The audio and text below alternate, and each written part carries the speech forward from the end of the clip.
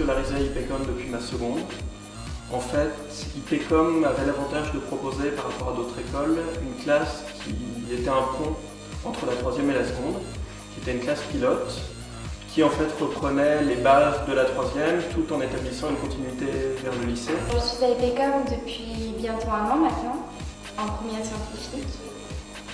Et j'ai changé de lycée parce que j'étais assez bonne élève, j'avais de bons résultats, mais je me sentais mal à l'aise justement par rapport aux autres élèves et j'avais besoin d'un établissement qui me redonne un peu confiance en moi. J'ai fait comme depuis bientôt 2 ans. Je suis rentré en première L l'an dernier, suite à une première S qui s'est très mal passée. Et je suis actuellement en terminale L, je passerai bientôt les dernières épreuves du bac. Je suis à IPECOM depuis cette année. J'ai été déscolarisée l'année dernière et seul IPECOM m'a acceptée. L'adolescence et la crise qu'on peut traverser au collège et au lycée, ça reste une période difficile parce que c'est une période où on apprend à se détacher de ses parents, où on apprend à se confronter au monde réel. Et donc naturellement, on peut avoir tendance à rejeter tout ça, à vouloir se dire je veux continuer à vivre selon mes principes, continuer à vivre selon ce qui me semble être juste, ce qui me semble être vrai. Et donc ne pas être tenté de s'abstraire de tout ce qui semble tirer vers le bas, entre autres le système scolaire. Vu qu'en seconde, j'ai suivi des cours grâce au CNED, mais que j'ai pas beaucoup travaillé, donc j'ai des lacunes dans certaines matières. Mon parcours a été extrêmement chaotique. Je n'ai jamais été scolarisé avant mon entrée en seconde, pour des raisons de santé. Je suis arrivé en seconde comme une fleur. Ça s'est assez mal passé. J'avais un taux d'absentéisme assez important. Je suis passé en première S sans trop savoir où j'allais, en me trompant d'option, et je me suis retrouvé à redoubler une première S de façon catastrophique, avec un taux d'absentéisme supérieur à 80%, des moyennes frôlant le zéro dans toutes les matières. Et je suis arrivé à IPECOM par le plus grand des hasards, en fait. Je me suis retrouvé sans lycée le jour de la rentrée, ou du moins la veille. Nous avons trouvé le numéro d'IPECOM dans le bottin. La publicité avait l'air intéressante et nous sommes venus sans trop savoir où nous allions. Je travaille un petit peu, plus que l'année dernière, ça c'est sûr, plus que les années précédentes. Et j'apprends à apprendre en fait, surtout ça, parce que j'ai jamais appris de toute ma scolarité. Donc j'essaie de commencer à prendre du plaisir et à travailler, tout simplement. Pour la première fois dans un cadre scolaire, on m'a considéré à la fois comme un élève, c'est-à-dire comme quelqu'un qui doit apprendre, comme quelqu'un qui est là pour apprendre, parce que l'élève c'est quand même celui qui reçoit le savoir, pas autre chose, mais aussi comme un individu qui a ses peurs, qui a ses angoisses, qui a un certain nombre de choses qui peuvent le handicaper, qui peuvent lui donner envie de fuir justement ce cadre-là.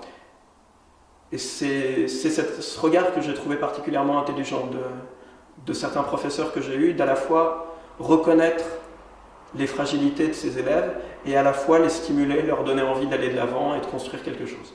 Les professeurs sont vraiment à l'écoute de nous, de nos problèmes et des questions qu'on peut se poser. Les professeurs nous apprennent à travailler pour nous en fait. On se rend compte que par rapport aux autres lycées en fait, oui, c'est vraiment pour nous, pas parce que les professeurs nous mettent la pression ou les choses comme ça. C'est bien plus bénéfique, en fait. C'est avec plaisir que je travaille. Bien sûr, j'essaie de me passionner et d'essayer de trouver de l'intérêt à ce que je fais, qui n'était pas le cas avant d'entrer à IPECOM. Il y a énormément de choses à apprendre d'une scolarité. Il y a énormément de choses à apprendre de rencontres avec des professeurs. Il y a énormément d'enrichissement qui peut naître de tout ça. Chaque année à IPECOM, il y a un voyage qui est organisé. Donc là, c'était aux vacances de février et nous sommes partis en Russie. Ça a permis, en tout cas, ça m'a permis de m'ouvrir beaucoup plus au niveau déjà des autres élèves qui étaient avec nous et puis des professeurs. À la fois, on apprenait beaucoup de choses et en même temps, c'était une ambiance plutôt amicale. Tout le monde s'entendait bien et c'était très sympa. Étant malvoyant et ayant une écriture pratiquement illisible, je ne prends pratiquement pas de notes en cours. Et je n'ai, pour ainsi dire, pas de difficulté à mémoriser par exemple les programmes de français. Et les professeurs me permettent cette année, par exemple, de passer mes contrôles sur ordinateur portable afin de ne pas être pénalisé par mon écriture. Et honnêtement, ce genre de compréhension et d'adaptation a complètement révolutionné ma vie scolaire. Et je pense que c'est cela en partie qui m'a sorti de l'échec. On m'a souvent répété que ça servait à rien d'apprendre par cœur quelque chose qu'on n'avait pas compris. Ça passait toujours par une compréhension, par une assimilation, et pas par de l'apprentissage par cœur. Dans ma classe, il y a une certaine hétérogénéité, mais ce n'est pas vraiment gênant puisque en fait, chacun a eu un parcours individuel et de toute manière on travaille pour soi. Et en même temps, le fait d'être dans une sorte de famille, puisqu'on a des classes à petits effectifs, c'est rassurant et peu importe que les gens soient différents en fait, ça ne gêne pas le travail de certaines personnes. J'ai assez bien réussi mes épreuves anticipées de bac de français, malgré un manque de travail flagrant, pour être honnête. J'ai obtenu une moyenne de 19,86 aux épreuves, ce qui est honorable étant donné la somme de travail que j'ai fournie pendant cette année. Et je pense que je le dois grandement, pour ne pas dire entièrement, à la qualité de l'enseignement qui m'a été dispensé et à la compréhension des professeurs qui ont su comprendre ma façon de travailler. J'ai eu des résultats plutôt satisfaisants dans l'absolu l'an dernier. J'ai eu jusqu'à une école qui s'appelle l'ESC Grenoble. Mais j'avais la volonté de rester à Paris pour un certain nombre de raisons, notamment pour mon projet professionnel, qui serait de travailler avec les musées, avec les institutions culturelles. Donc j'ai fait le choix de faire une 3e année pour obtenir les écoles de Paris. Donc HEC, l'ESSEC ou le SCP. Après, j'aimerais entrer dans une école pour faire ambassadrice de France. Je vais faire Sciences Po ou IEP, Institut d'études politiques. Voilà.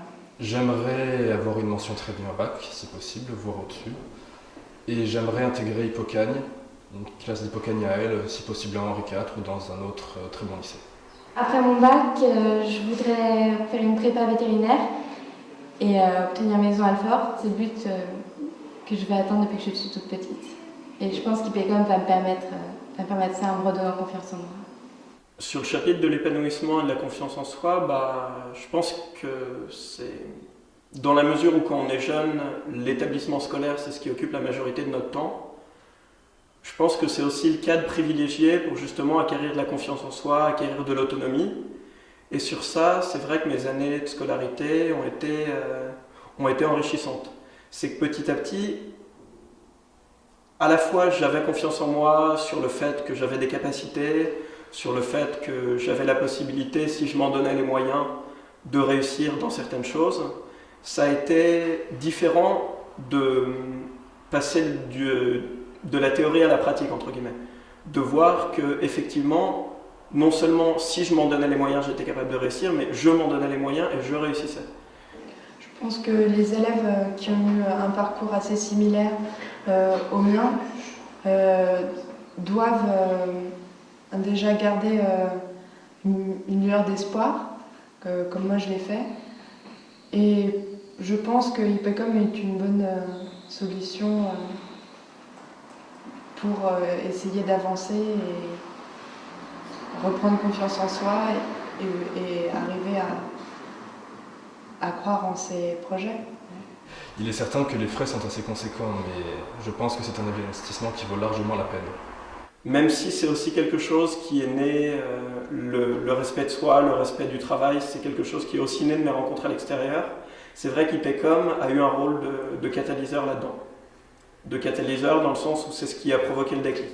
C'est ce qui m'a fait me dire, comme je le disais au début, bon, à partir de maintenant, prends-toi en main et le courage de mener tes projets. Le premier conseil que je pourrais donner, bien sûr, c'est de venir à IPECOM, évidemment. Et surtout, pour tous les élèves qui sont en échec scolaire, je leur conseille de ne pas croire bêtement ce que l'on dit. On a passé 2 ans à me répéter que j'étais un cancre, que je n'arriverais à rien, que je n'étais pas bon, que je n'avais aucune intelligence. Et on a pratiquement tout fait pour m'enfoncer et d'essayer de comprendre que certaines choses faisaient que je ne travaillais pas, des erreurs d'orientation, des difficultés de méthode, une certaine particularité du travail. IPECOM fournit un cadre, des barrières, des limites, mais elle sait l'adapter à chaque élève et à sa façon de voir le travail.